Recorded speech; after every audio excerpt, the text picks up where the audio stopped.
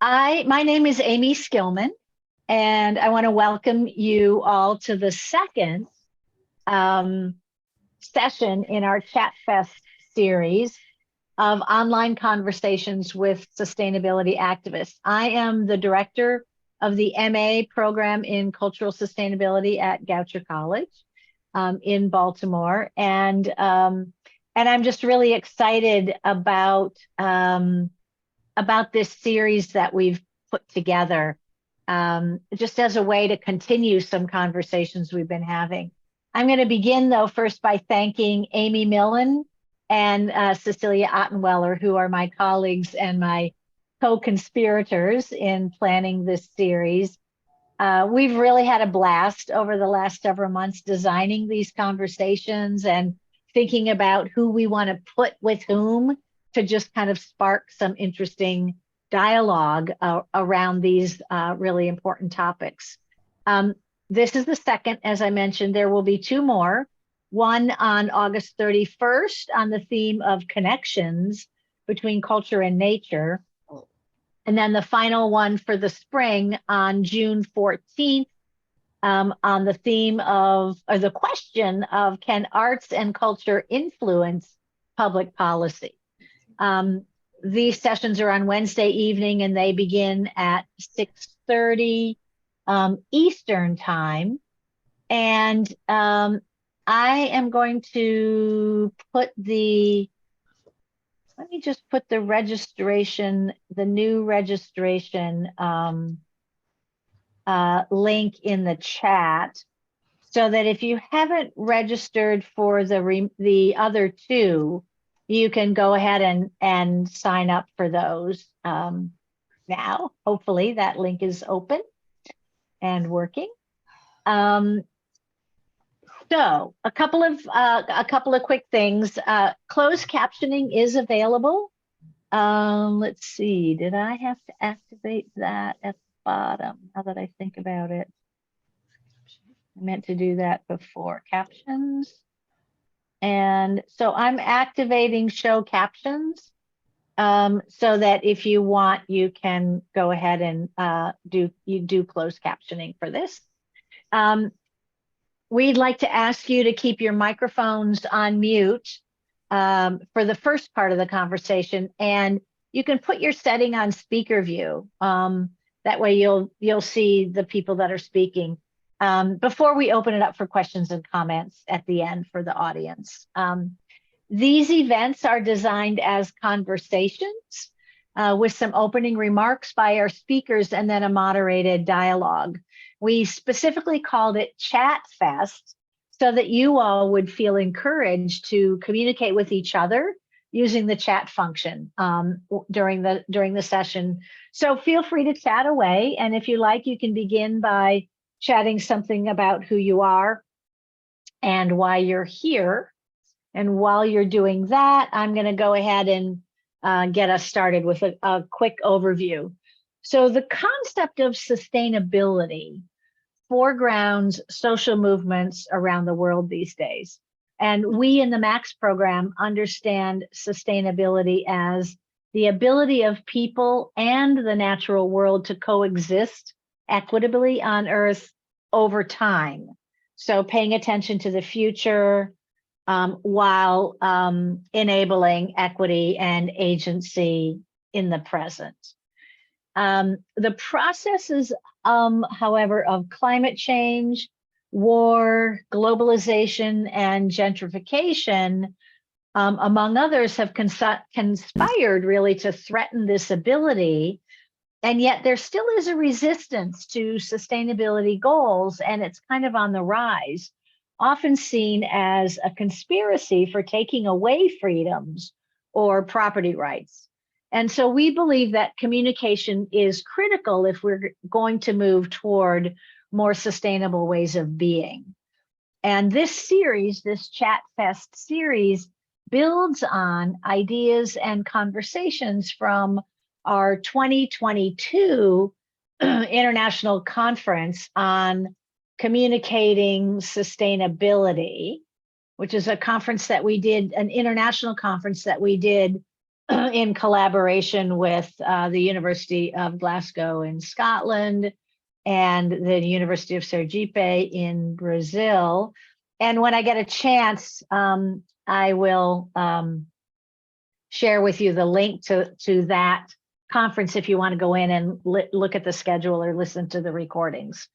But anyway, we wanted to follow up from that conference to create conversations with artists, scholars, and community leaders, exploring innovative and diverse ways to communicate the value of sustainable practices. So tonight's theme is comics, comedians, and public artists, and it explores diverse formats for communicating the importance of sustainability practices.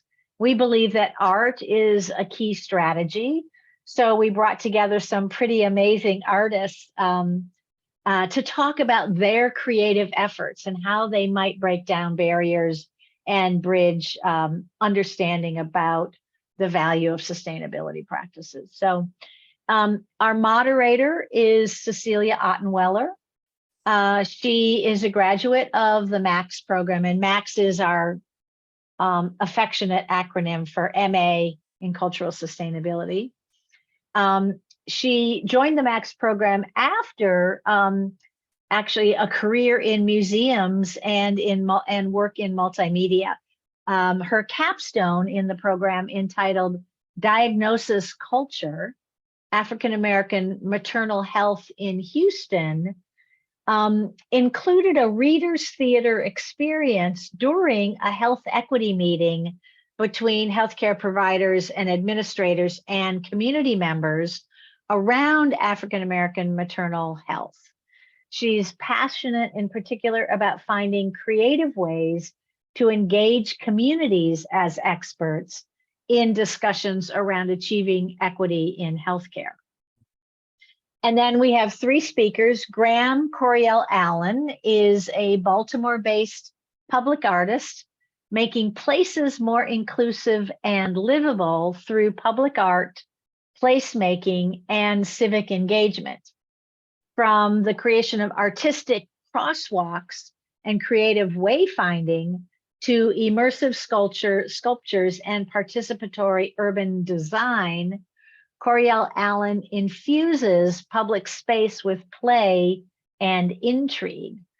He has reached hundreds of thousands of participants through radical new public sites walking tours led in cities across the country, and numerous public art installations at events like Artscape and City Light in his hometown of Baltimore. Marek Bennett is a New Hampshire-based cartoonist, musician, and educator who leads discovery-based comics workshops for all ages throughout New England and the world beyond.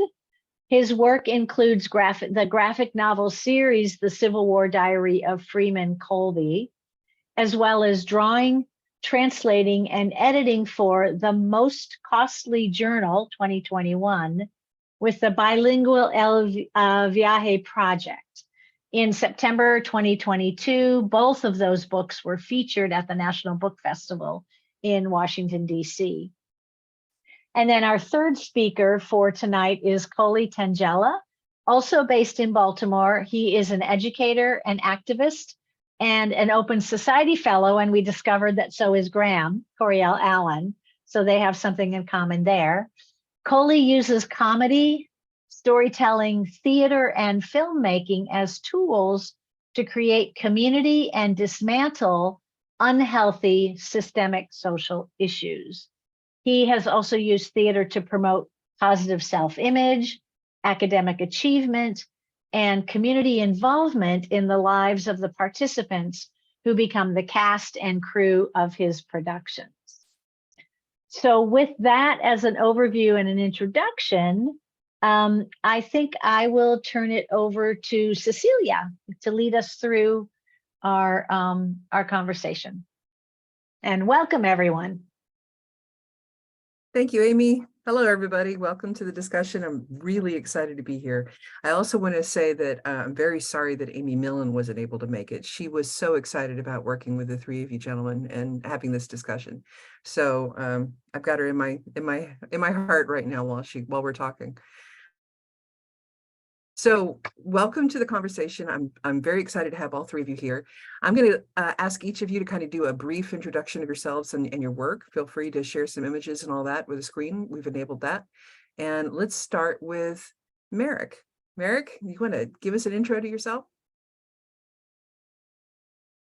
Sure. I'll be the screen share screen guinea pig. Let's see. Can you see that image? And it works. All right. Good. Phew. Yeah, because I'm a visual artist. I'm a cartoonist first and foremost.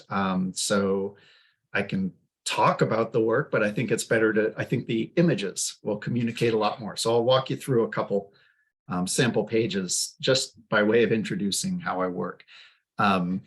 This is me in the classroom with a group of mixed age artists who you can see they're researching their topics and they're producing comics and they're testing them out on each other and they're going through the editorial process. And ultimately we will share our comics with an intended audience, with our community, whether that's the classroom or the school or a neighborhood or just our friends and family.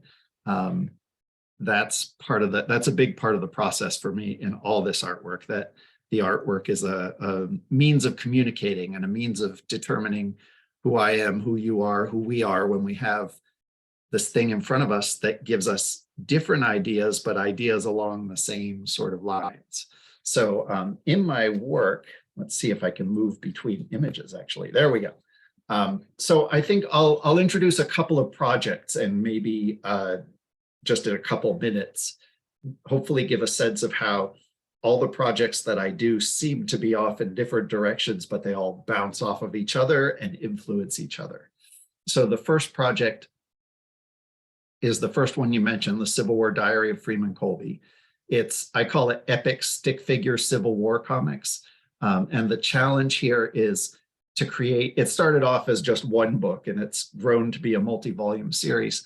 The challenge is, can I tell a story? Can I create a graphic novel where everything that happens is a documented, reported account from a primary source document, text, image, whatever, from someone who was there? And can I do it partly because it's historical? I draw it all in stick figures and I draw as little as possible so that I don't get anything wrong, because if I don't put details in, I won't get them wrong. That was my thinking, at least at first. So an example of how I work is I work from a transcript of an actual diary to start in volume 1. And I literally just pull out phrases and put them into boxes and then sort of flip the on switch on my imagination and say, what does this make me think of? Or what would this look like? Or what would go with this idea to add something to the overall story? And that's all comics are, really, is sequences of images. So if you look at the images in sequence, you get an idea that is not included in any one of those images, but it's the act of looking at them in sequence. And then, as you can see, you can back up and look at them all together as a composition also. So I think there's an element of looking at a story on multiple levels always in this work. Pretty early on, I realized when my sources described a place, a community, a location, an event, I often had to go and do more research to find out, well, what did that look like? Or when we go to draw something or cartoon something, then the question becomes, oh, wait, what other details were not included in the written account? So I started pulling details out of visual sources, and I realized primary visual texts were just as important as the source text in my work. And that quickly became combining multiple sources. So to fill in details and gaps in the narrative, I had to go find other people's narratives and weave those in. So it quickly became not just an act of documenting historical, quote unquote, facts, but actually building a narrative that made sense when you look at all the different accounts. And that also meant finding other storytellers who could fill in the huge gaps that we all leave in our stories. So for instance, when my main narrator, Freeman Colby, who's a school teacher who joins the Union Army, when he's too sick to write letters, I go to another source, and I found a nurse also from New Hampshire who was writing almost daily letters during that period. So I get her views of the hospital scenes when I don't have her patients' views.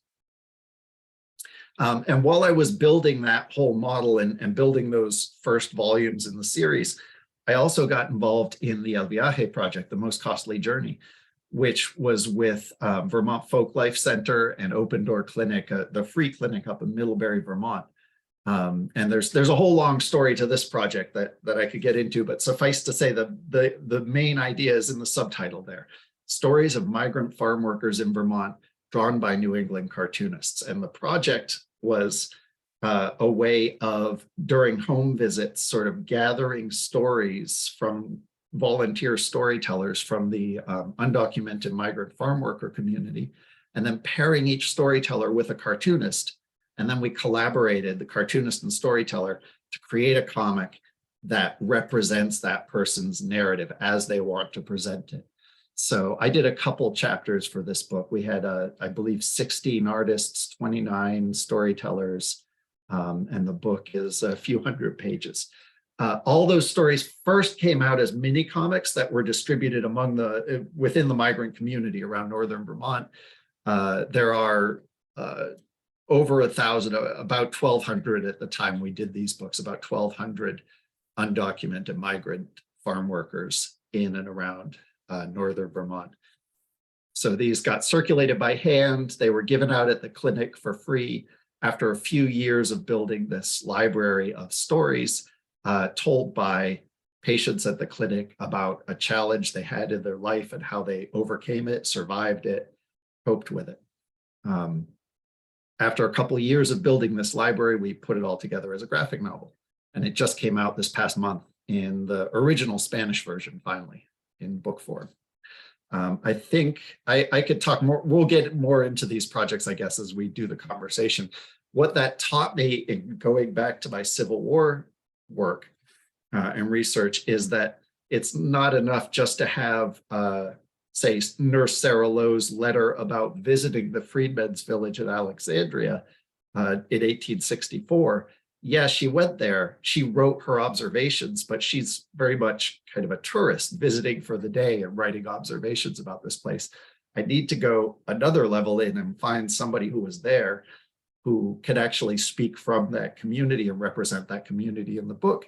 Otherwise, I'm participating in, I mentioned like leaving out details. I'm leaving out vital narratives if I don't do that work.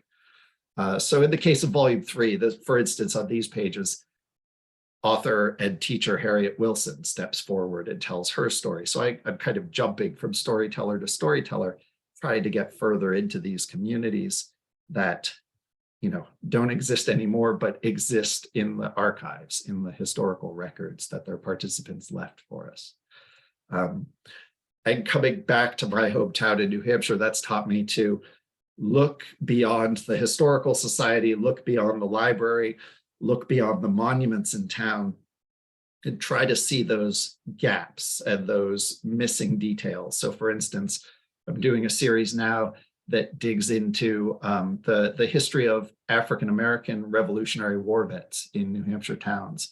And I often it starts with a gravestone or the lack of a gravestone, but some account, and it builds up these stories from those various details.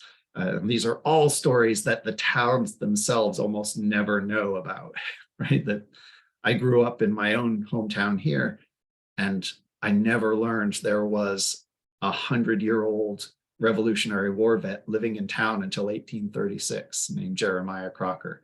And he's not on any of the monuments. And, you know, the project tries to figure out, how do these stories get excluded from a community identity?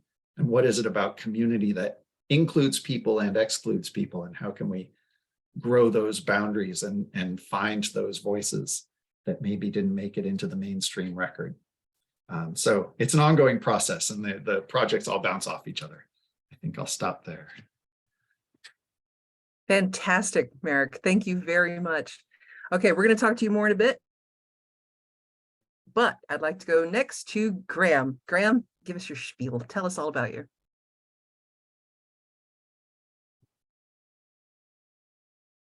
Well, thank you all very much. I'm excited to be here. Not too far south of Goucher myself. I'm down in Mondawmin in West Baltimore, where I have my home base for Graham Projects, which is my social entrepreneur project of the last many years. And through my company, I'm able to, as described earlier, collaborate with communities on creating installations for pedestrian safety and play. I used to do a lot of walking tours where I learned a lot about Baltimore neighborhoods through the perspectives of residents, history folks, urban planners, engineers, and so on. And now the challenge is navigating all these different disciplines to actually enact change, both through conversation, drawing, designing, and then ultimately building some stuff. So this is a few sample photos of my team. I work with a lot of great folks, including Melvin Jadulang, who's our director of operations, Isabel, who is our communications associate, Mar, who's one of my neighbors, and our studio coordinator, Javon, who is in most of her life a social worker, but also an artist and helps me out with facilitations and installs. Hugh Batts, who's a social designer and now works for Rails to Trails Conservancy, and Zoe Rones Hopkins, who is a landscape designer that helps me out with site plans when I need stuff like that. So overall, as an artist and through my company, our process entails typically a community coming to us, something like a neighborhood association or a CDC, like a community development corporation, or maybe a really community-oriented business with some type of challenge. They want to do something to improve something about their neighborhood. We collaborate and listen to folks on developing creative solutions. We share various ideas with the community. They'll select something that they want. They'll give us more feedback. We'll kind of continue to update the design. And then together we make place happen. And that's our slogan. It's not just physically creating the places, it's also programming them. It's activating them through activities and events and dialogue. So I'm going to share a couple of sample projects. This project took place in 2018. I was invited by another artist named Peter Schwarzbein, who is of Mexican and Jewish descent, grew up in El Paso, and was really keen on trying to revive the historical streetcar that used to connect El Paso to Juarez, Mexico, up until 1974. You used to be able to take transit across the border, no problem. And he did sort of a culture jam several years ago where he put up posters around downtown and said, "The streetcar's coming," and issued a press release and convinced the media that this was actually happening, to the point that for about a day and a half, the media was reporting that the streetcar was coming back, until the city was forced to respond and say, "No, we're not actually building the streetcar." But he was able to kind of leverage some of that publicity to help contribute to a coalition of folks who ultimately were successful in getting a pretty big appropriation from the state of Texas to build the first leg of a new streetcar. Doesn't go to Juarez, but it does go through central El Paso. And he was really interested in seeing how residents might envision taking advantage of these new streetcar stops. And so he had seen me doing some interactive mapping workshops. And so he asked me if I could come and do something like that with his community, to have, through a hands-on experiential set of workshops, develop ideas for how they could further grow their neighborhoods in inclusive ways, taking advantage of this new streetcar that was just about to open. So I designed this huge map that's like billboard material. Billboards are actually printed on vinyl scrim.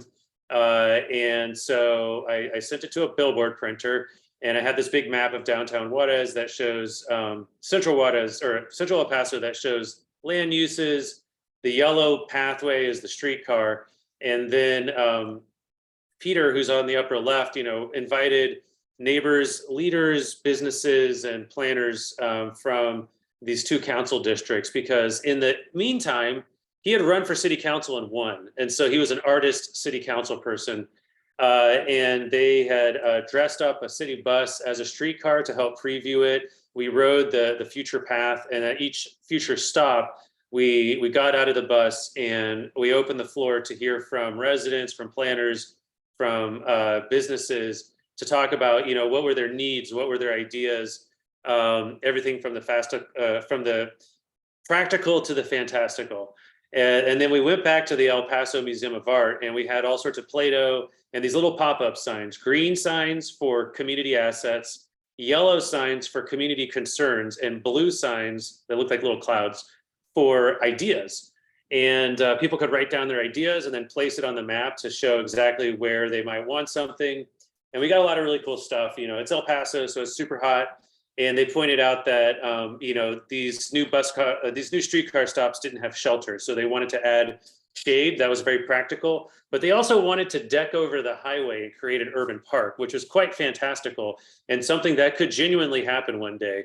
Of course, there's a big pink strip that somebody added that shows phase 2 of the streetcar, perhaps going back over to Mexico.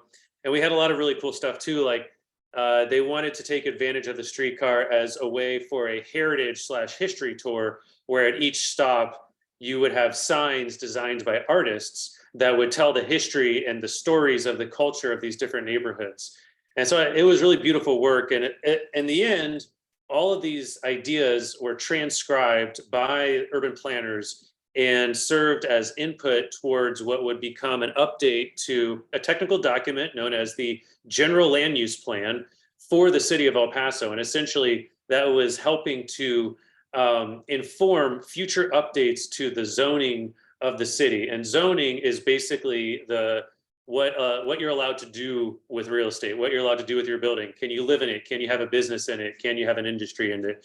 So that was a way for people to participate in urban planning that was culturally oriented. Moving back to home here, right around, not too far from where I live, about 7 blocks away, is a neighborhood called Reservoir Hill, and it has a really great street that runs through it called Whitelock.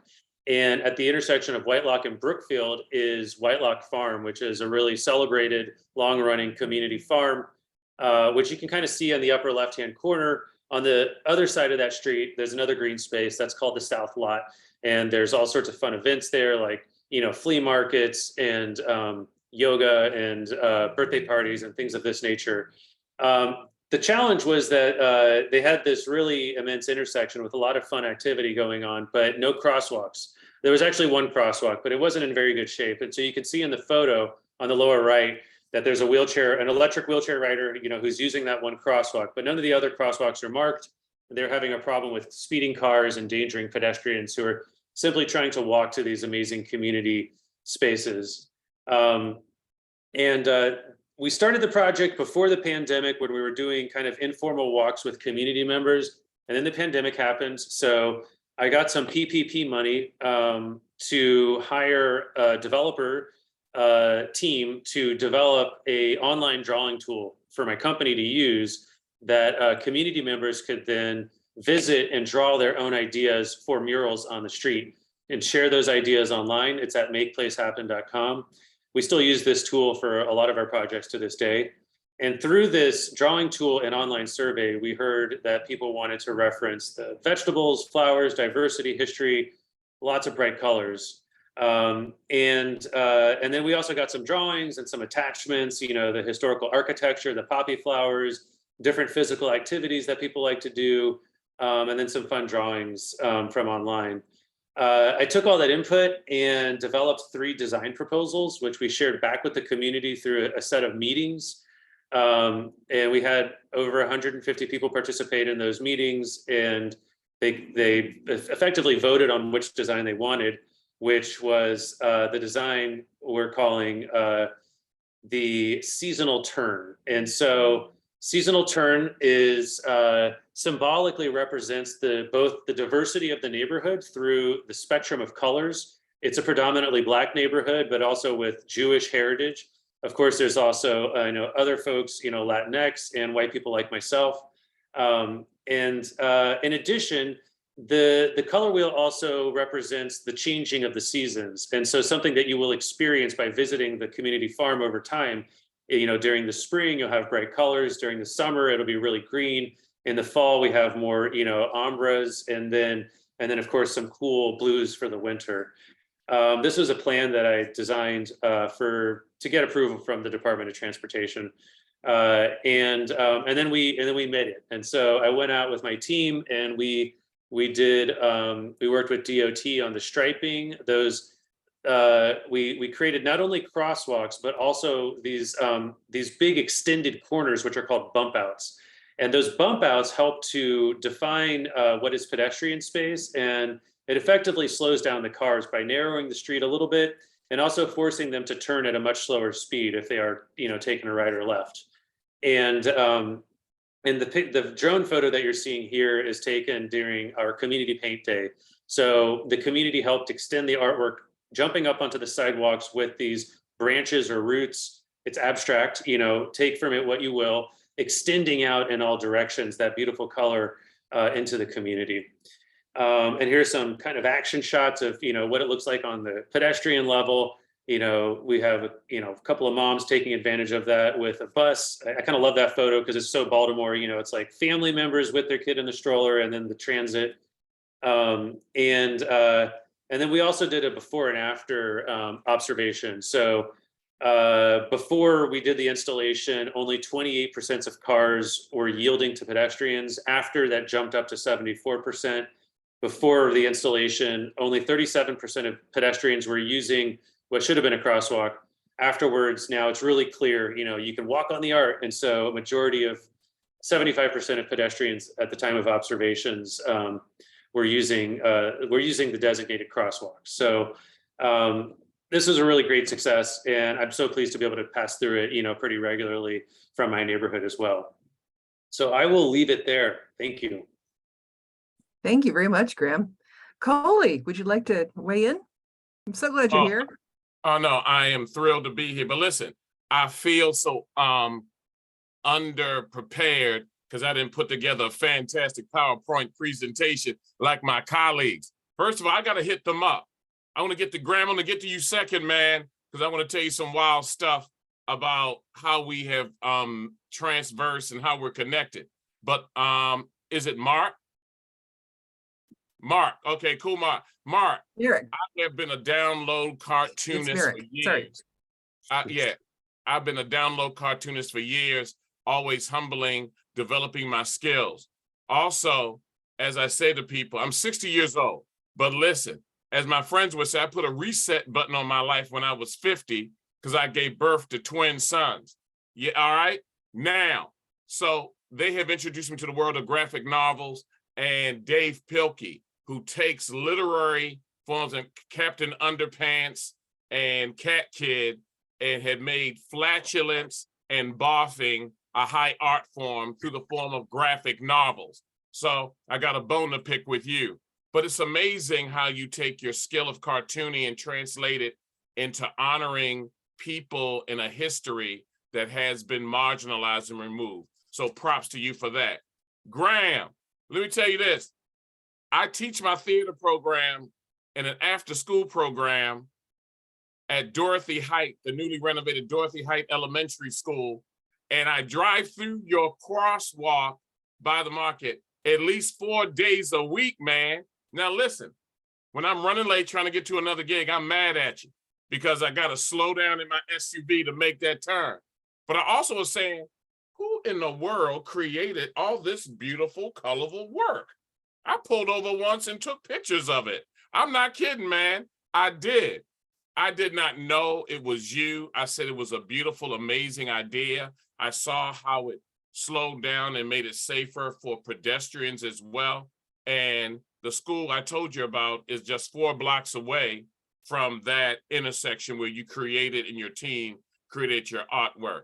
And I didn't know that you were OSI fellow either. So OSI all day, Baltimore, even though now we're defunct, unfortunately, but that's so great. I want to give kudos to that. Hello, people. I'm praising other people. Haven't said anything about myself. My name is Koli Tengella, born and raised in Baltimore. And through my journey of healing myself, I'm very transparent. What my truth I will share with you is what I share with you, and how you use it or how you may give it back to me is your issue. But I like to share that I come from an abusive childhood and home filled with physical and sexual abuse of myself, and family members who were dealing with the challenges of mental health, drug use, and an abuse of alcohol. From that, I discovered my talent for my ability of acting and performance and writing. And I used it initially to deflect from my pain and trauma from my childhood, and to get a sense of self-worth and self-esteem because of the physical and sexual abuse I experienced at the hands of a family member who is still living. And through the fantastic, incredible work of therapy over years, I am now able to begin to heal that relationship, because I was a child then. They're an adult now, suffering physical abnormalities and challenges. And it's not about them, but it's about me. But I also realized in my journey that theater, art, storytelling, writing, filmmaking, anything to educate people on how to be better, which I discovered in my sojourn and travel through Africa, which is a part of my ancestral history of using art as a tool to heal, like several people, not just indigenous people of color, but white folks too, who come out of a culture of using art, music, and performance to heal, that I could infuse therapeutic techniques of cognitive behavioral therapy, restorative practices, and integrate that into performance. I could help people bring out of them their stories, and use theater in a form of theater called playback theater, to use comedy to broach serious issues. So I've done stand-up from organizations where I talk about my physical and sexual abuse as a child. And people say, how can you get up there and crack jokes? Well, how can you crack jokes about that pain you went through?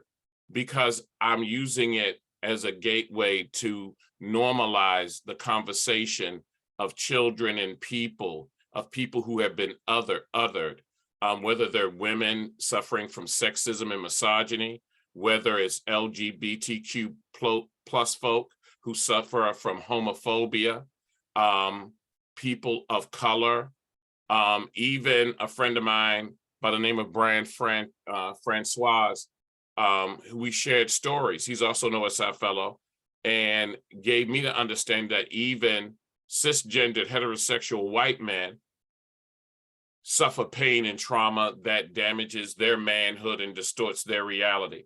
So I use my theater, my storytelling, my comedy, my performance, and filmmaking as tools to tell stories to help people heal, to give them accurate and healthy ways to navigate that. I wish I was able to set up to share my screen. I'm going to show you clips from a film I was going to debut it at. It was late January of 2020. 2 weeks later, pandemic. I had a screening plan at a international children's organization called We Schools out of Canada at the Hippodrome Theater in Baltimore. If you're not familiar with it, it's the only major theater in Baltimore that can accommodate major Broadway productions. It was going to be screened at the national conference there, then nothing. In the film, which only runs 15 minutes, and I put my email in the chat, so I felt so woefully unprepared. I didn't realize the great folk that I was going to be in presence of and the magnificent work that you do. So I can send you a private link if you want to screen the film, just 15 minutes out of your life, or 14 minutes, 34 seconds. And in the film, I actually, because I had worked with young people for years, I was actually get a parent and a child that I met, a young man I met in 9th grade, who became true to himself and came out as LGBTQ plus gay. And his father, who really going to do the scene, are showing how a Black family can embrace their queer children in a loving manner after the acceptance. It's after all the ugliness you go through. Oh Lord, my child is gay. Oh Lord, what did I do? Oh Lord, you're an abomination. Because even good people can take a wonderful book like the Quran, the Talmud, the Bible, full of love, and then hurl it at people as a weapon, saying that their existence is an abomination to God and everything else. So they can speak from a higher place. The father was going to do it, and then something happened, and he ghosted me. My student came to me and said, I don't think my dad feel comfortable talking, being filmed, recreating me coming out to him, Mr. Tengella. Fortunately, and the father would always come to his performances as he came out. He talked about being gay in his spoken word when we performed around the city and around the state, but he could not bring it to that point. His mom, who never really showed up, said to me, I'll do it, Mr. Tengella. So we worked together for 2 months on the script. I have some wonderful acquaintances who are clinical therapists and psychologists.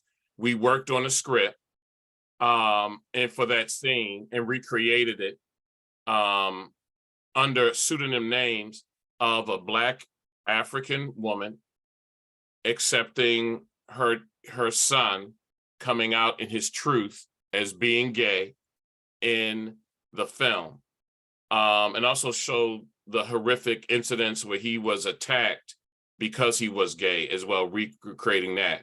And then there was another scene in the film where a mother has to deal with the awkward situation of her daughter liking a young man, sending him an intimate picture that ends up in a group chat that goes around the entire school.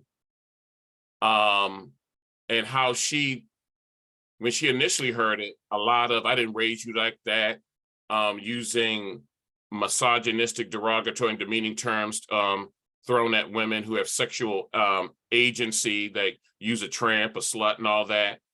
But now coming from the fact that her daughter was feeling her little sense, her first feelings of love, and love is nothing wrong, but love should never hurt, embarrass you, and from a higher place talked about the situation.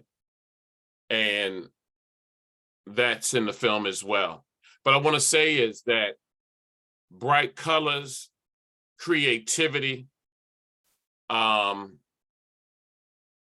not being afraid of people who are different than you is a powerful tool in developing sustainable civility, sustainable peace that can be perpetuated as long as we begin to integrate the sharing of who we are in whatever means we can to take down difference so we can view one another the same way we view ourselves when we look in the mirror. And just say, just to be candid and transparent, the same way wealthy, cisgendered white men look in a mirror, they can see another woman as a human being first, and not as an object of sexual fulfillment or lacking of intelligence. The same way they could possibly look at someone who's of color, Black, African, Asian, Pacific Islander, and view them the same way you can look at someone who is LGBTQ plus and see them as a human being. That's what we need to do. And to use art, to use humor, storytelling is a way to broach those subjects, I think is the most impactful and effective.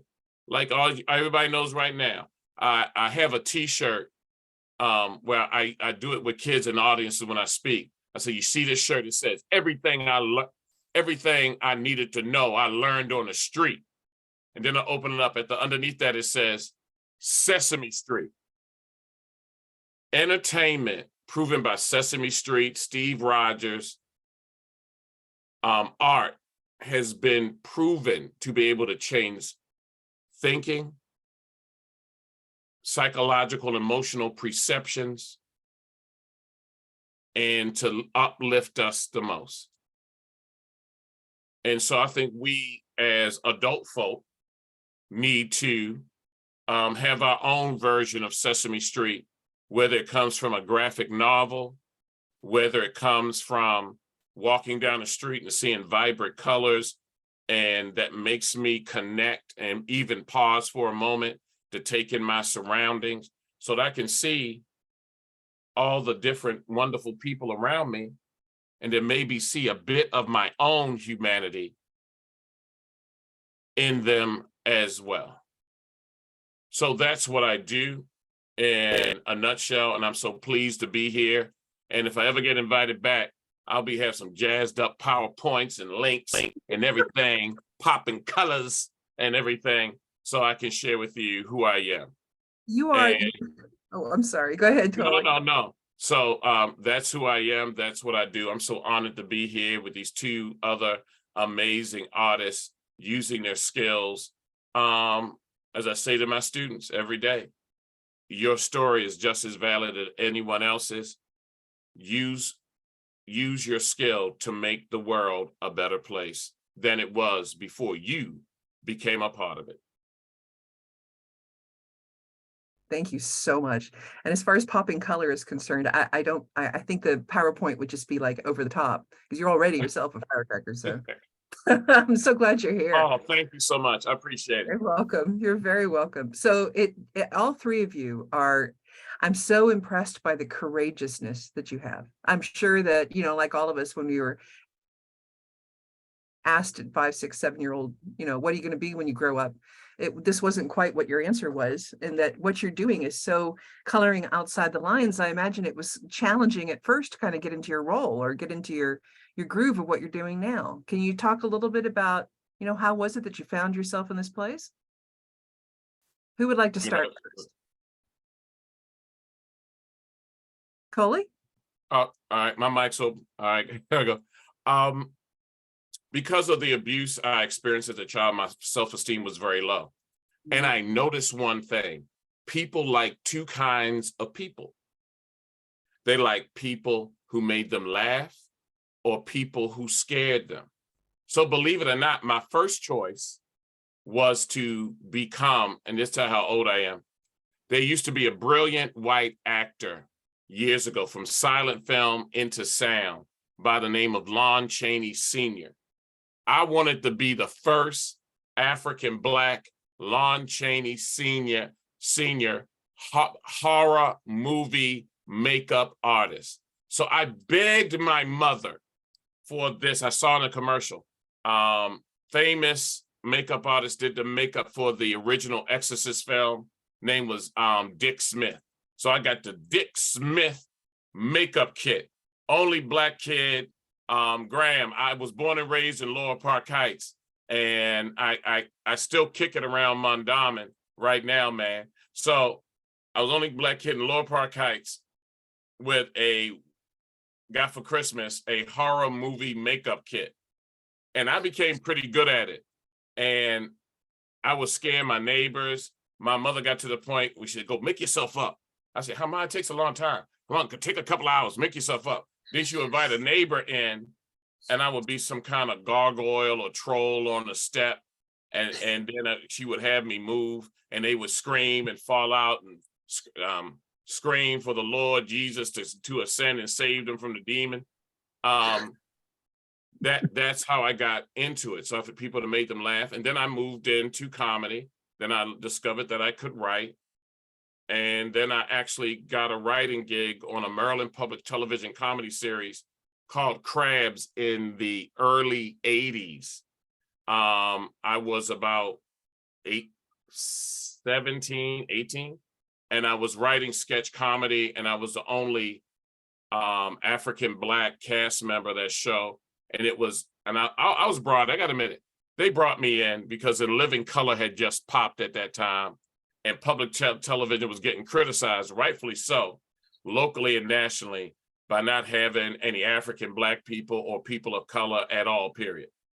So one thing I've learned from one of my mentors is that when you get an opportunity, you work it. You work it. So I really did well in that and tried to excel. So that's how I got involved. So I always knew entertainment was what I wanted to do and performing. I did not know it would move into using it as a therapeutic healing tool. And that's what it evolved into. Once people started asking me to teach, then I saw the need of the folk that I was working with. And let's mention one thing I want to hear from the brain stories of my colleagues right here. The most humbling experience was a comedy performance in which I was asked by an organization at that time, an organization that was known as HERO then, that during the AIDS crisis here in Baltimore asked me, a member saw me perform at a comedy club, asked me to come in and perform for about 30 individuals who were in the final stages of fighting off AIDS. And they asked the residents, what kind of entertainment would you like to come? And they thought it would be a band. They thought it would be a DJ. They said that they wanted to laugh. And what hurt me is I was like the 8th comedian they were about to approach, because all my other colleagues, white, Black, Latino, in Baltimore at that time, turned it down. Either they felt uncomfortable, either they didn't want to be associated with AIDS, either they didn't want to be associated with gay folk. And I never felt so much love than when I was in that hospice. It was off of, not Maryland, Howard Street or Park Avenue. It's a condominium now, but it used to be a convalescent home, as they would call. And that's when I realized when someone who had tubes leaving their body on a respirator would laugh at my joke and be so appreciative. That changed my perspective for the rest of my life. So that's my little story. Marek, how about you? How'd you grow up and do this? That's great, Koli. I'm going to build off your movie love to start with. I love the image of your mom telling you, go sit out on the steps as a gargoyle. I'm just remembering, Cecelia, it's funny you asked the question that way, like when we were 5, what would we have said we were or wanted to be? When I was 5, I decided I was going to make the next Star Wars movie. And I think Empire Strikes Back had just come out. I loved it. I couldn't read or write, but I knew that's what I wanted to do, make movies. So all I had was my sketchbook. And so I started, my first graphic novel is in that sketchbook, that 1980 sketchbook. And it's like each page is a different picture. There's no words or anything. But if you page through, you see what this little kid saw as like a Star Wars story. I mixed in superheroes and monsters and all this stuff. And I didn't have an experience. I mean, if you'd asked me what I was doing, I'd be like, I'm making a movie, but clearly I was making a book. Clearly I was putting images together in sequence to communicate some idea that was bigger than anything I could say in a word or in words. So I think that's something I tell students a lot when I'm working with a school group, that the best way to learn how to do this is to do it. And if you're doing it, cartooning, making comics, you are a cartoonist, you are a comics creator. And then it's just a question of where you want to do that, what circles you want to do that for. Maybe you just draw something for yourself, or maybe you're drawing something for a specific audience that has they bring their own narratives into that story. But I think that's where all this stuff we're all describing, it's a question of you're not alone making the artwork. You're making the artwork in relation to other people and places and natural systems, whether you know it or not. And it's a question of, for me, it's a question of finding my way to the projects that help me pay more attention to that and be more aware of it, I think. And I feel like that's a lifelong project that kids do, that hopefully adults do also. Yeah. Yeah, that's great. Graham, can you tell us about how you got started? Yeah, so I've always thought that I was going to be an artist, or I always wanted to be an artist, visual artist. I always loved drawing and sculpting, and I was thankful that, you know, I had a mom that was supportive of that kind of stuff. But in high school, I figured that I could sort of combine that interest with my other obsession, which was cities. I was always reading about city development, which is a weird thing to be reading about as a high school student, but that was, I just read nonfiction about urban planning and history. And I remember I was asked to bring in something, you know, an example. I was called out in high school art class, you know, like, what artists have you been studying recently? And I was like, I've been reading this book and playing Sim City. That's my game. And that was not acceptable to that art teacher. But I figured I would go into architecture. So I did study 2 years of architecture in New Orleans after high school. I grew up in Tampa, Florida, and then I lived in New Orleans for a couple of years. Most of my family is actually from Southern Louisiana. So that was kind of cool to be able to hang out with my cousins in town. But I learned that I also didn't want to be an architect, because I got the sense that you end up kind of doing other people's drawings for a long time before you do your own stuff. And I wanted to do my own stuff now. I wanted to be having an impact in my immediate world.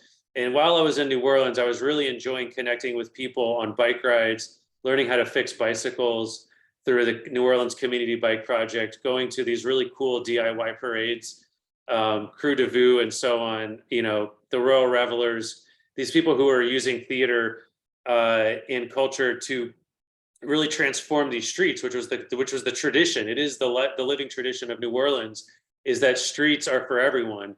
And it's for music, it's for costumes, you know, it's for eating, it's for drinking, and it's also for getting around. So I went back to Florida and finished up with art. I was told I needed to live in New York if I wanted to be an artist. And so I did that and found that I was working my butt off just to exist.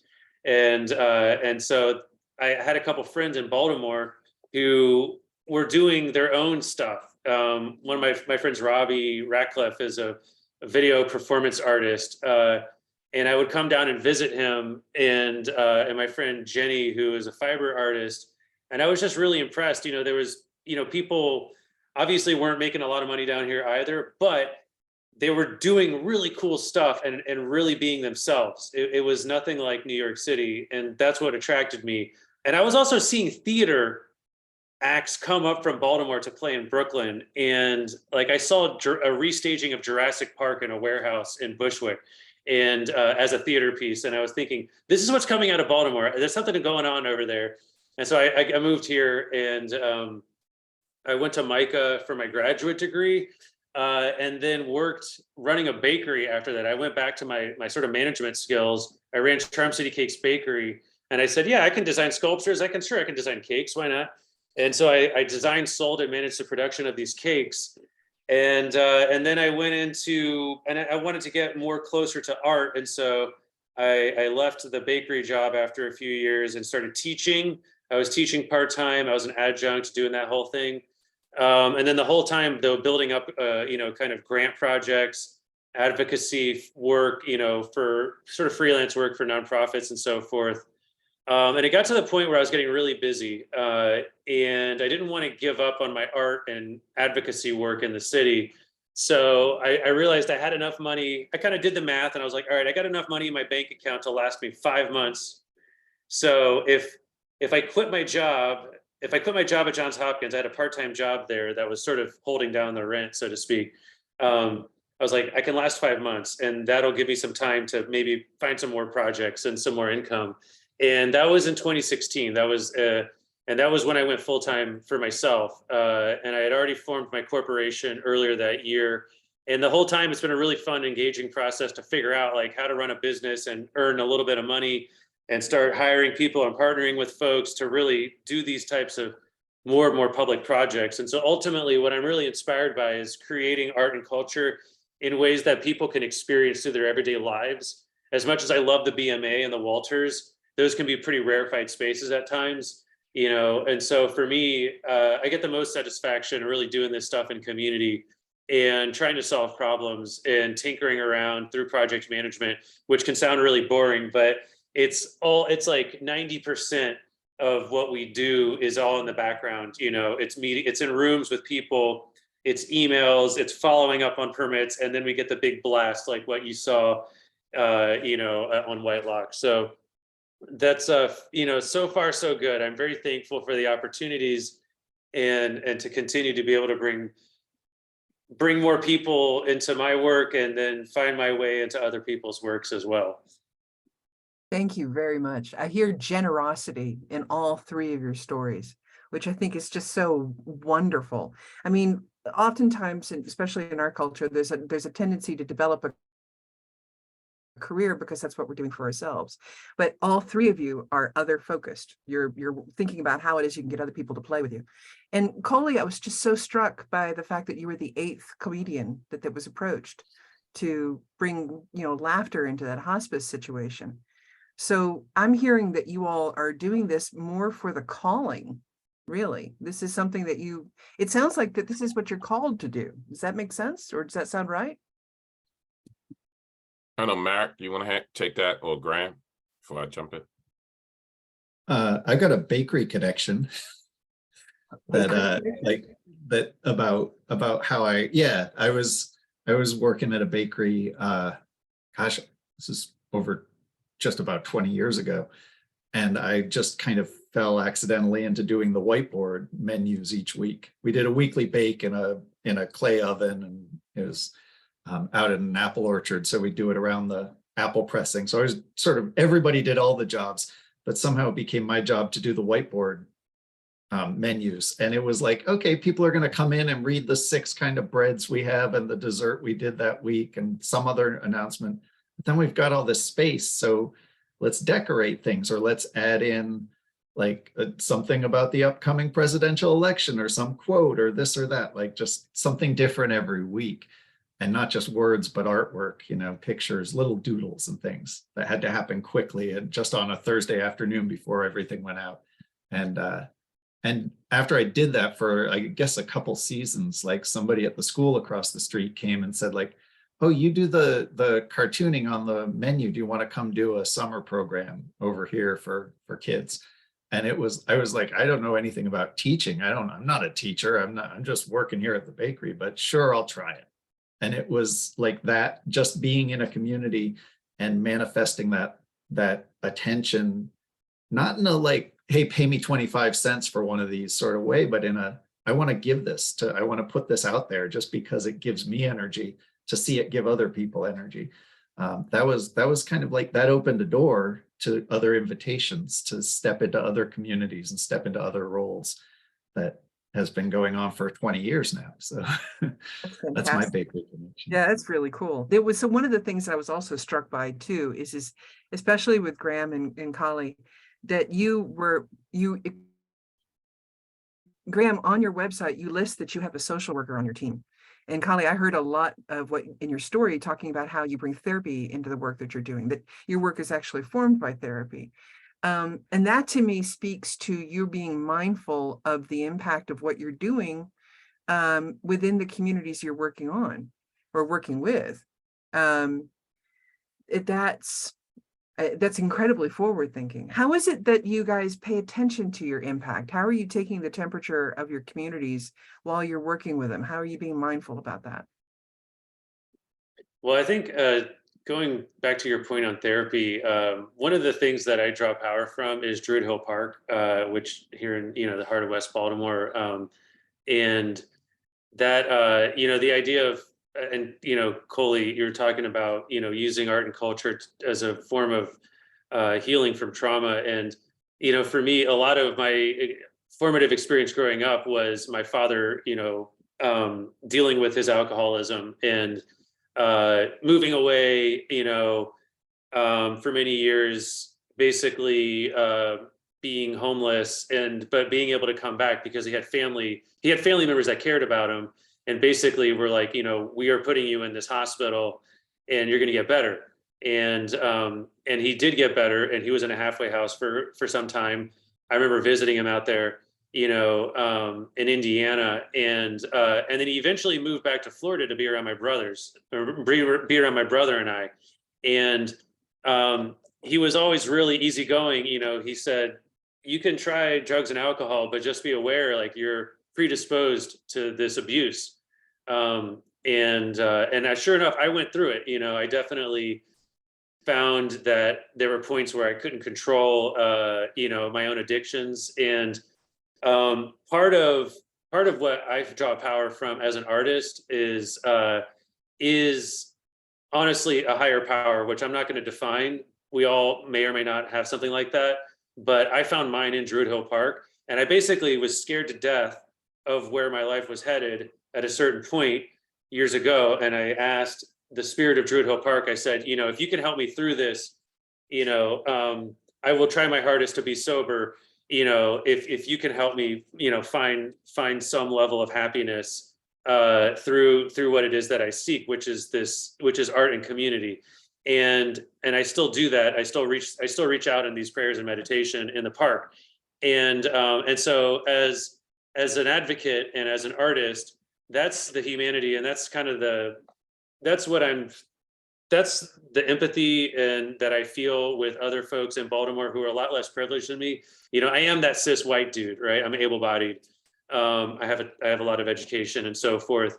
But when people talk about, like, oh, we don't want this halfway house in the neighborhood because that's going to attract the wrong crowd, I'm like, that halfway house saved my dad, and my dad saved me by giving me that information. He passed it down. And so we can't turn our backs on anyone, no matter what their situations are, if they're suffering, from some type of substance abuse, or if maybe that's an outgrowth of trauma that they had in other ways in their life. And so, it doesn't have a direct representation in the visual work that I make, but that's where I draw my power from. It's from these places and these communities, and understanding that we all suffer, and we all, get by together through helping each other out. Thank you very much. Thank you. Anybody want to add to that? Yeah, I would like to. Graham, thank you for feeling comfortable enough to share that part of your story.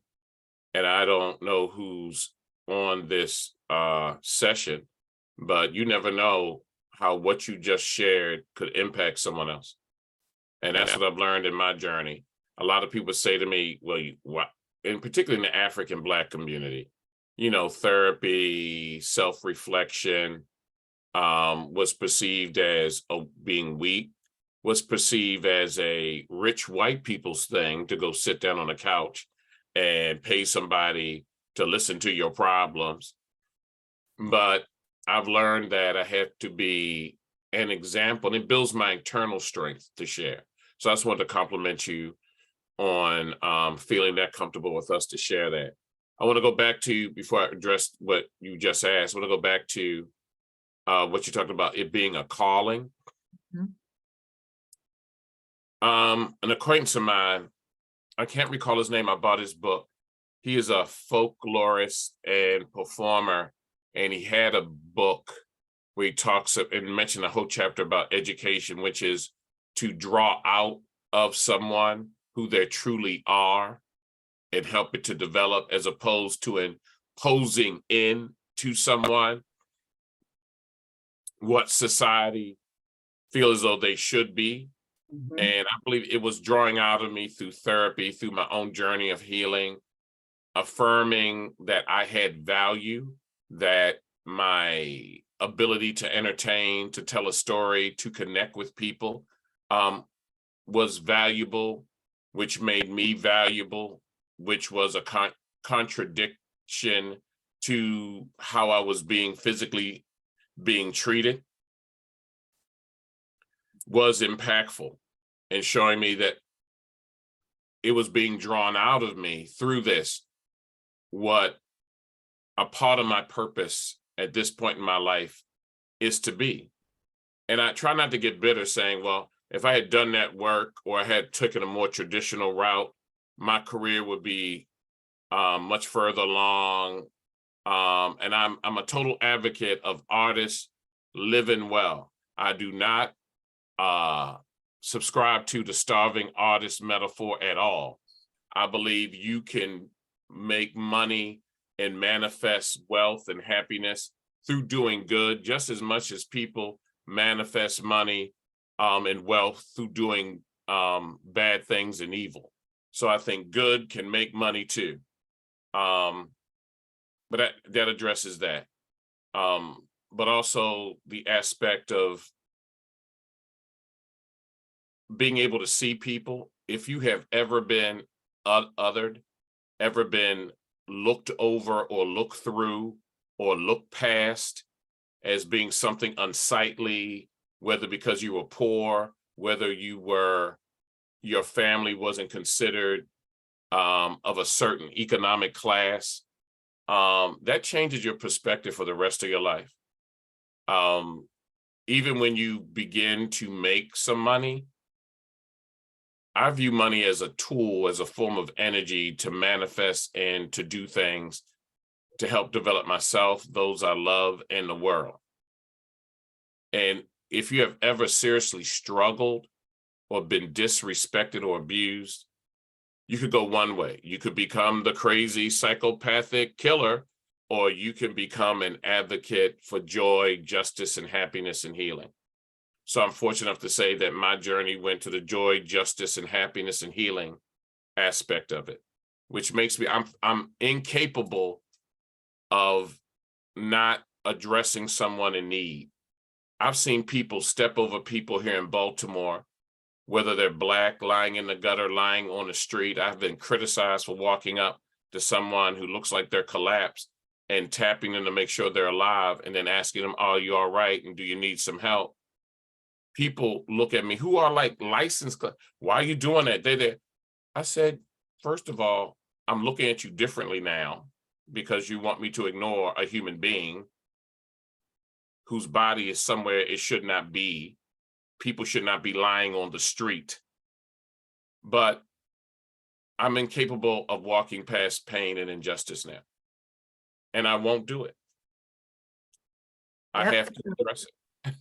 Yeah, kind of like a matter of, the cracks are the only way the light gets in, right? Through all of our own brokenness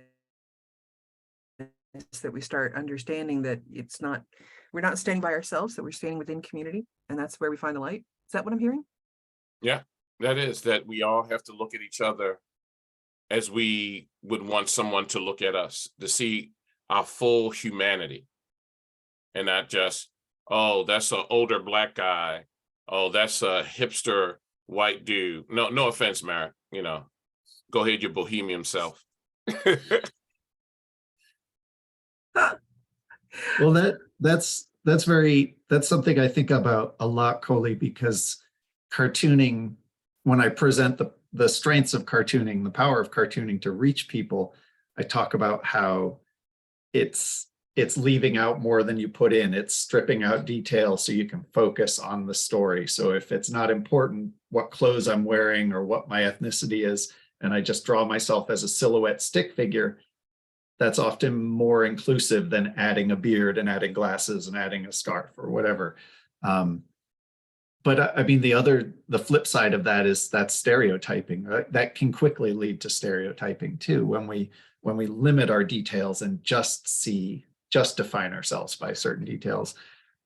So I'm very aware of having that power inherent in the art form, that part of the power is stripping things down and part of the power is including things, and we have to balance both of those.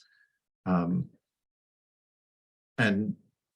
I think, and I don't always feel, I think part of what makes me a comics creator is that I never draw something and say, there, I nailed it. I usually draw something and say, oh no, that's not quite it. And I draw the next thing and I keep reaching for it. And in that process of reaching, I'm reaching toward the reader, trying to reach the reader, and also trying to figure out who I am and what I believe.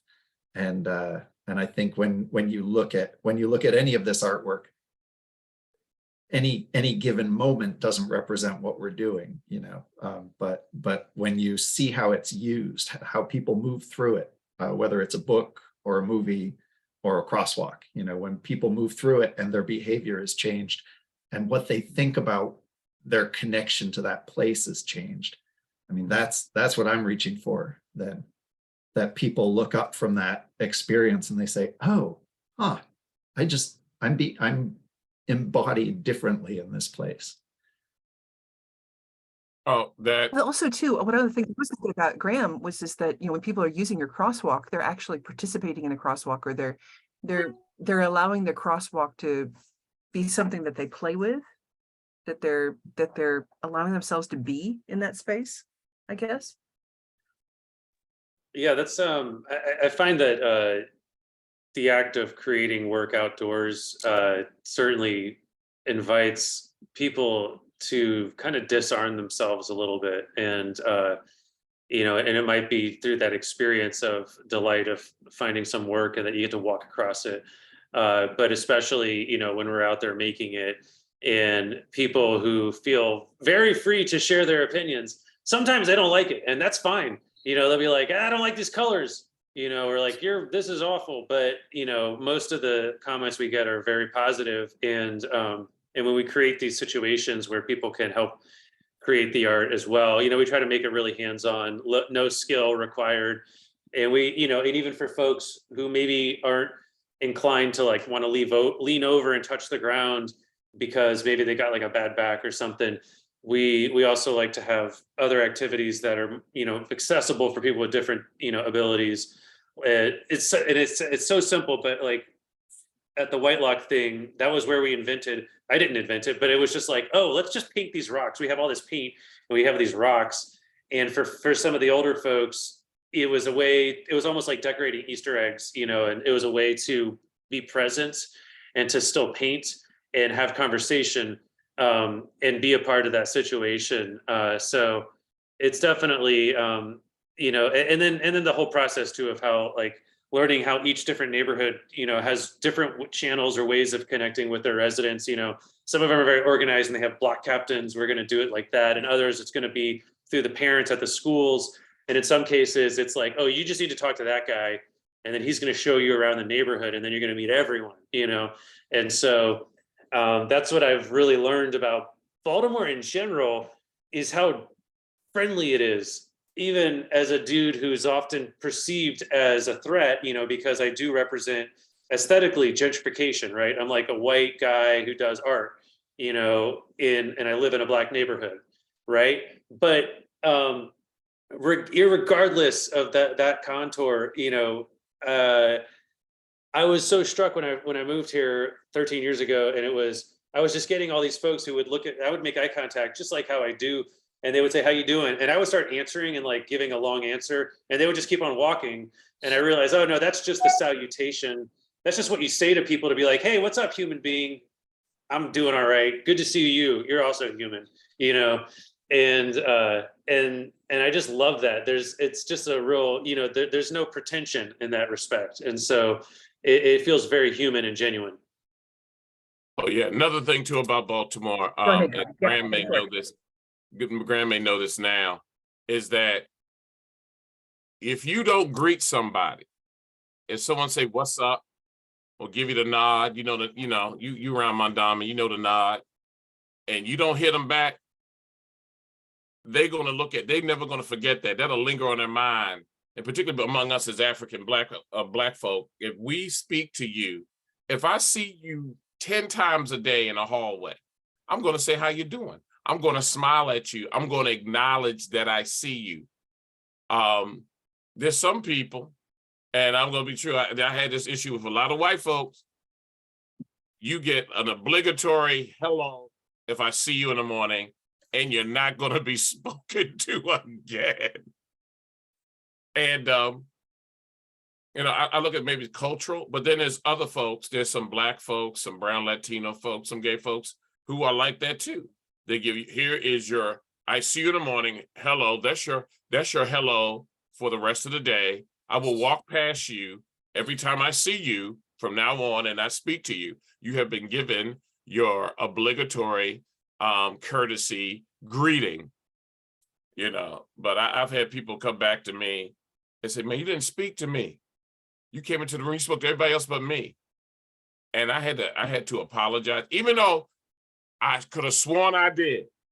I apologize. I take that etiquette L because of that. But like Graham was saying, it's like acknowledging someone's existence, that I see you, you exist. And that was one of the things too, Marek. I was watching some of your videos. How long have you been practicing Spanish, man? Like you were very much in conversation with your collaborators there. And it's not what I expect from a guy in New Hampshire. And that's just my own biases, I guess, you know. But you also come off in earlier, Cecelia, you mentioned the generosity. And that was one of the things I was struck by with your tutorials. I see you got a Patreon. You know, and it was really inviting the ways that you can show people how to draw and not feel like you have to have a lot of skills. Mhm. And so I'd like to hear more about that, like, you know, how you relate with people in these ways. Oh, thanks. Yeah, this maybe that might connect well with how you guys get people involved in your projects. I have found, like, the past 10 years, I've been drawing a lot of stick figure artwork because I found that when the simpler I can draw, when I go into a school and I say, okay, you know, here's how I draw myself, here's how I draw my characters, and in a couple seconds, I can put them up on the board or on the wall. The simpler it is, the more likely other people are to just say, oh, I could do that. And it's like that, like, built into the message is this inclusive invitation. Hey, you can do this, because it's not based on technique or it's not based on experience. It's expressive, but the skill is really learning to figure out what the details are. So often I'll say, you know, I'll draw myself as a stick figure, no details at all. And people say, oh, it's a person, but they can't tell who it is in the room because we all have heads and, I don't know, eyes and smiling mouths. And then I say, okay, you look at me and tell me what 3 details are going to make me different from everybody in the room, but also like recognizable to anybody who walks through the door. And then they'll usually say like the hat, the scarf, the glasses, and, you know, occasionally I'll prod them for extra details, and we'll kind of build a little stick figure that has, usually it ends up having a beard and glasses, funny sneakers or something. But it gives me a way to see myself through their eyes and then kind of play with those details. And I say, you can do the same thing like with your own place where you live. Cartoon it just from memory, because you know this place. You don't have to go like sit out front and study it. So what are like if you could only put 3 details in, this is not a picture of the place. This is 3 details that are important to you. Each of those details is going to have some story connected to it. And if you put them all together, they're going to have some complex of stories, and they're going to connect with other people's stories too. And so we kind of like build settings and characters that way. If that makes sense. And it always has that invitation of, hey, you can do this too. Try it out yourself. And then people see how fun it is to be involved in that process of self-definition, self-presentation, and interaction with other people's artwork. We still have a little bit of time, and I want to encourage you guys to ask questions of each other. And Koli, I'm so sorry I stepped all over you a few minutes ago. But also too, does anybody who's listening in want to have any questions they'd like to ask? This is such a fantastic panel. I want this to go on for another hour, but I promise I won't make it go for another hour.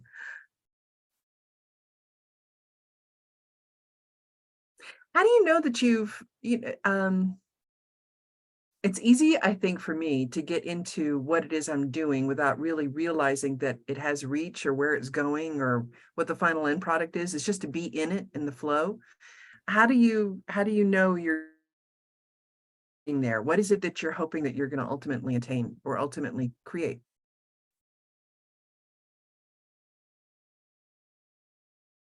What about you, Koli? Strangely enough, a friend of mine said that most people don't think like this, but I've been thinking about this all my life. I think about the end result. I think about someone, because I'm a big proponent. I was just thinking, Graham, since you're physically and we're in proximity of each other in the same town, how because I always wanted to do an outdoor screening of my film in a community space. And I saw the farm and all that. I would think of just any accessibility that we discussed. I think about the end goal first. I think about someone coming to see the play, coming to my comedy performance, and me sharing something specifically that will destigmatize therapy and counseling for someone. What funny story I could tell that would make therapy seem like something for them. I think about the end result, about families being able to broach the subject of abuse, or dealing with issues of substance abuse, dealing with intergenerational trauma, by me starting the conversation first. I said, what could I present in front of a group of people that will either at the performance or later make them feel comfortable saying, hey, what happened to me, or what I'm doing in my family, or what I'm doing in my community, what's happening to people who look like me, or creating allyism where, you know, I can do more as to help people. What's happening to these people is wrong, and I should do something to stop it. Or just to be on the selfish tip saying, what's the old saying? They eventually, those people who are doing it to those people who don't look like me or act like me, they may want to do it to me. So I maybe need to stop it, help them, and stop this injustice before it gets to me, or just on a selfish level. So I always start with the end desire first, and then how can I, like, what's the term? What reverse engineer back to the art to make that result possible. That's awesome. Very good. Cool. Anybody else want to weigh in on this? What's a question I haven't asked that I should have asked? Oh, okay, Marek. I just want to add to that, Koli, that I'm often in my historical work. Well, I mean, here we are in history, right? So it's all historical work. In my long ago historical work, in the Civil War specifically, there's so many accounts that are just so deeply enmeshed in all this violence and all this misunderstanding and all these tragedies and trauma. And it's not enough just to manifest that or witness it or depict it. I want to depict it, but I don't want to just depict it gratuitously. And I have to, sort of like you're describing, I have to constantly kind of pull back and say, like, wait a minute, what's the ultimate meaning here? As I've been working, like, I keep an eye on current events, and I'm watching, what does this mean? Like Frederick Douglass said, you know, the only reason we have history, we pay attention to history, is because we can make it active in the present. We can bring it into the present day. And that's where history happens, right? And so I have to, I'm really into the stories themselves and showing what I think it looked like. But I have to keep looking up and saying, what's the meaning to me? What's the meaning to readers? How's it going to impact and change our behaviors and our understandings of ourselves? Wow, thank you. Graham, do you have anything? I'm gonna, oh. Yeah, ready. Well, you know, I'm mindful of our time, and recognizing that you all have given very generously every time to share your stories and your processes with us tonight. And what you've been talking about is so important and so meaningful. I mean, each one of you, the way that you're using your art, and Cecelia, I want to thank you for your very insightful moderating and questions, just the notion of the generosity of these three, you know, to be able to kind of see that in each of these three artists and pull that out, and is really, really wonderful. And thank you for that. And it's really clear that the three of you are doing amazing work and powerful work. And, as I was listening to each of you, this idea of impact, like, how do you know that the kids that are reading those comics are thinking a little bit differently about the Civil War? Or how do you know that the immigrants that are participating in, the development of that series are, like, how is it impacting them? I mean, I think these are things that could take another hour of conversation, or it could take, months of documentation, right? But what you're talking about, each one of you, what you're talking about is so critical and important in our program, in the MA in Cultural Sustainability program. These are the kinds of questions, the complications that you've talked about, the complexities that you've talked about, are very much the kinds of questions that we grapple with in this master's program. And I suddenly realized that, we're offering a course this fall called Arts and Social Change.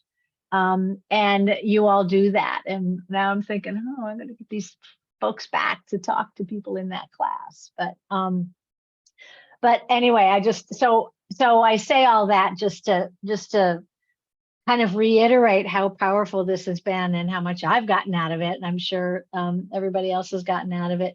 If anybody that's on the call is interested in the Cultural Sustainability program, there's the link to that website, or Cecelia, or actually a number of Max people are on this call: Marta, Sue, Heather, Cecelia. So we are all able to chat with people about it. But I just want to say thank you so much for being here tonight and taking the time to share again your stories and your processes. This has been fascinating. And Cecelia, thank you for stepping in as moderator very much at the last minute when Amy Millen realized that the generator at her country home was not working. I mean, I should say her cabin in the woods was not working. So, so any last closing thoughts from anybody? I just want to thank you, Amy and Cecelia, Marek and Graham, and all of you who took time out this evening to hear us share. Talk about generosity. Cecelia, where are you at? You all the way In not Houston. You're here. And that's the power of technology to bring people together. Right.